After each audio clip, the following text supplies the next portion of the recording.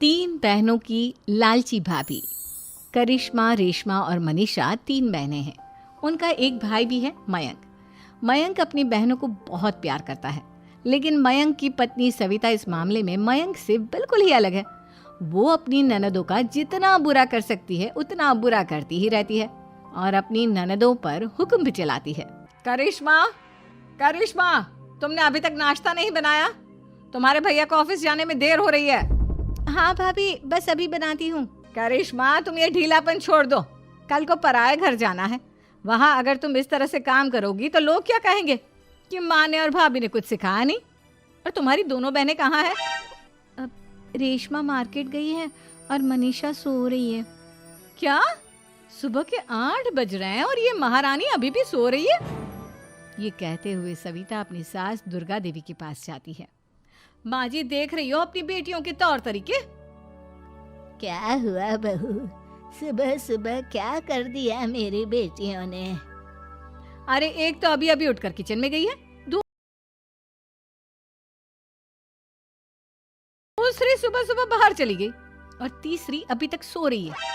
क्या करूं मैं इन तीनों का? मैं तो परेशान हो गई हूँ। जा जाकर उठा उसे और रेशमा से मैं बात करती हूँ।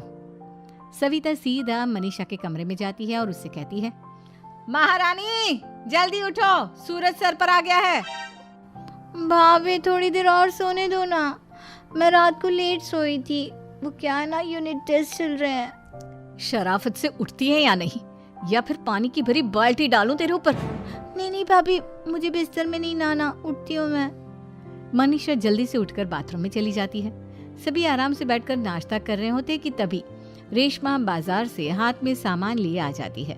रेशमा को देखते ही सविता उस पर बरस पड़ती है। लो, आ गई महारानी। ऐसा भी क्या सामान लाना था जो सुबह आंख मलते ही बाजार की तरफ रवाना हो गई?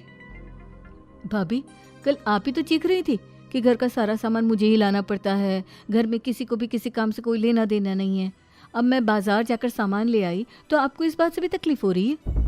देख रही हो माँ जी, अपनी बेटी की जुबान कैंची से भी तेज चलती है। और मयंक, आप तो कुछ कहेंगे नहीं अपनी लाडली बहन को। रेशमा, अपनी भाभी से ऐसे बात नहीं करते। चलो माफी मांगो। भैया, मैं क्यों माफी मांगू? आप भाभी से बोलिए ना कि हम पर कम हुक्म चलाया करे। हम इस घर की बेटियां हैं और आपकी पत्नी की ननद है, नौकरानी नहीं। लो कर लो बात। इनकी भलाई के लिए कुछ भी बोलो तो इन्हें बुरा लग जाता है। इस घर में यही इज्जत है मेरी। देख लो माँ जी, आपकी बेटी किस लहजे में मुझसे बात कर रही है। सविता वहां से चली जाती है। मयंक को बहुत गुस्सा आता है, वो भी वहां से चला जाता है। फिर करिश्मा रेशमा को समझाती है, रेशमा, तुम्हें भाभी से माफी मांग लेनी चाहिए थी ना। लेकिन दीदी, मैंने कुछ किया ही नहीं तो मैं माफी क्यों मांगू? हाँ करिश्मा दीदी, रेशमा दीदी जैसे ही घर में आई भाभी ही उन पर चिल्ला रही थी। हाँ, मैं मानती हूँ कि गलती भाभी की थी। मैं तो इसलिए बोल रही हूँ कि भाभी ने माँ को तो पूरी तरह अपने वश में कर लिया है। वो हमारी बात सुनती ही नहीं। मयंक भैया हमारे लिए हमेशा खड़े रहते हैं, इसलिए उनकी बात का मान तो तुम्हें रखना चाहिए था ना। कोई फायदा नहीं दीदी, कुछ दिनों की बात और है, भाभी उन्हें भी हमारे खिलाफ भड़का देंगी। फिर वो भी माँ की तरह हमारी किसी बात का विश्वास नहीं करेंगे। इसी तरह सविता अपनी तीनों ननदों को किसी न किसी बात पर परेशान करती रहती थी। एक दिन मयंक अपनी तीनों बहनों के लिए गिफ्ट लाया। क्या रेशमा, ये तुम्हारे लिए हार का सेट। रेशमा, तुम्हारे लिए सुंदर सी ड्रेस। और मनीषा, तुम्हें किताबें पसंद है ना, तुम्हारे लिए किताबें लाया हूँ। थैंक यू भैया। थैंक यू भैया। थैंक यू भैया। करिश्मा, तुम्हारा नेकलेस कितना सुंदर है। ये भैया कहाँ से ले आए होंगे? मैंने भैया को 3 दिन पहले फोन पर ये डिजाइन दिखाया था और आज भैया ये ले आए। सविता तो अपनी ननदों के गिफ्ट्स देखकर जल गई और करिश्मा का नेकलेस तो उसे भी बहुत पसंद आया था। अपनी बहनों के लिए कितना अच्छा नेकलेस लेकर आए हैं, मुझे कभी कोई गिफ्ट नहीं दिया। मैं आज ही ये हार चुरा लूंगी। रात में सविता करिश्मा का हार चुरा लेती है और इसी तरह उसे अपनी ननदों की जो भी चीज़ अच्छी लगती वो उसे मांगती नहीं, बल्कि रात के अंधेरे में चुरा लेती। इसी तरह दिन बीतते गए और सविता ने मयंक के दिल में भी उसकी बहनों के लिए नफरत पैदा कर दी। एक दिन मयंक ने करिश्मा और रेशमा के लिए रिश्ता देखा और ये बात उसने घर में सबको बताई। माँ, करिश्मा और रेशमा के लिए बहुत अच्छा रिश्ता आया है। वो लोग कल इन्हें देखने आ रहे हैं। आप और सविता मिलकर सारी तैयारी कर लेना। ये सुनकर करिश्मा और रेशमा खुश हो जाती हैं, लेकिन सविता सोचती है अगर इन दोनों बहनों की शादी हो गई तो घर और बाहर का काम कौन करेगा। मनीषा तो एक नंबर की कामचोर है, उससे तो किसी बात की उम्मीद लगाना ही बेकार है। मुझे इस शादी को रोकना होगा। अगले दिन सभी लड़के वालों के स्वागत की तैयारी करने में लगे होते हैं। तभी मयंक अपनी बहनों से आकर कहता है, तैयार हो गई तुम दोनों? देखो दोनों लड़के बहुत अच्छे हैं, मैं कोई कसर नहीं छोड़ना चाहता, इसलिए तुम उनके सामने अच्छे से बिहेव करना और अपनी भाभी से लड़ने मत लग जाना। करिश्मा, तुम वो नेकलेस पहन लो ना जो मैं तुम्हारे लिए लाया था। भैया मैं बहुत देर से वो नेकलेस ढूंढ रही हूँ, लेकिन मुझे मिल ही नहीं रहा। क्या तुमने नेकलेस खो दिया? तुम्हें पता भी है वो कितना महंगा था? तुम कोई काम ढंग से नहीं कर सकती।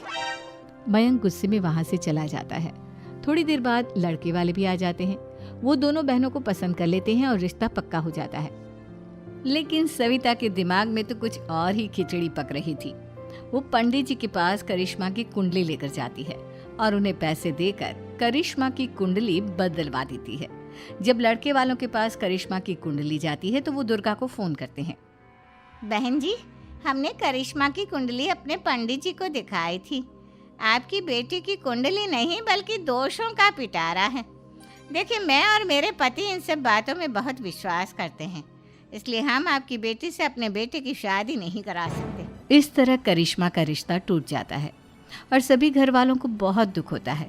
अब कविता सोचती है, चलो करिश्मा का तो रिश्ता टूट गया, अब रेशमा का भी रिश्ता तोड़ना है। क्या करूं?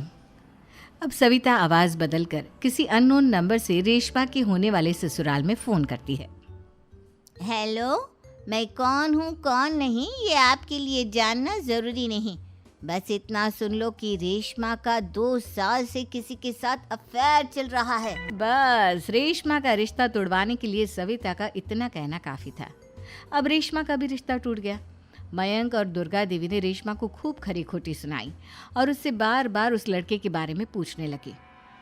आप दोनों मुझे क्यों परेशान कर रहे हो? अरे कोई लड़का होगा मेरी लाइफ में तो मैं बताऊंगी ना, जब कोई है ही नहीं तो कहाँ से लाऊं मैं कोई लड़का? तो तेरे होने वाले ससुराल वालों को फोन किसने किया था? माँ मैं नहीं जानती किसने फोन किया था, मैं सच कह रही हूँ। मैं तो पहले ही कह रही थी इसकी लगाम खींच कर रखो, लेकिन मेरी सुनता ही कौन है। आप चुप रहिए भाभी, ये सब आपका ही किया धरा है।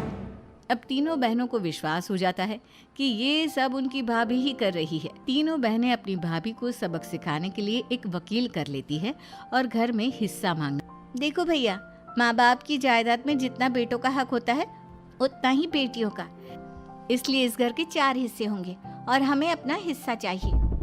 मैंने तुम्हारे लिए क्या क्या नहीं किया और तुम इस घर में हिस्सा मांग रही हो? भैया, आप और माँ हम बहनों की कोई बात नहीं सुनते हो और भाभी हमारी शादी नहीं होने देगी क्योंकि उन्हें लगता है कि आप हमारी शादी में ज्यादा पैसा लगाओगे और उन्हें हम जैसी फ्री की नौकरानी कहाँ मिलेगी। तो हम भाभी के साथ तो रह नहीं सकते, हम बहनों को अपना हिस्सा चाहिए। अरे तुम्हें शर्म आनी चाहिए अपने भाभी पर ऐसा इल्जाम लगाते हुए। वो तुम्हारे बारे में कितना सोचती है। हाँ माँ, भाभी हमारे बारे में बहुत सोचती है। दिन रात बस यही सोचती रहती है कि किस तरह से अपनी तीनों ननदों को परेशान करूं और कभी मुझे पढ़ने भी नहीं देती।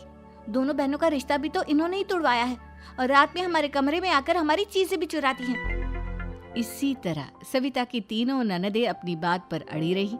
अब कोर्ट में तारीख भी शुरू हो गई। जब सविता को लगा कि उसकी तीनों ननद इतनी आसानी से नहीं मानने वाली, तो उसने अपने पति और सास को सारी सच्चाई बता दी और अपनी तीनों ननद से माफी मांगी।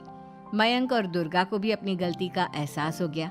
अब सविता खुद करिश्मा और रेशमा के लिए अच्छा रिश्ता ढूंढती है और उनकी शादी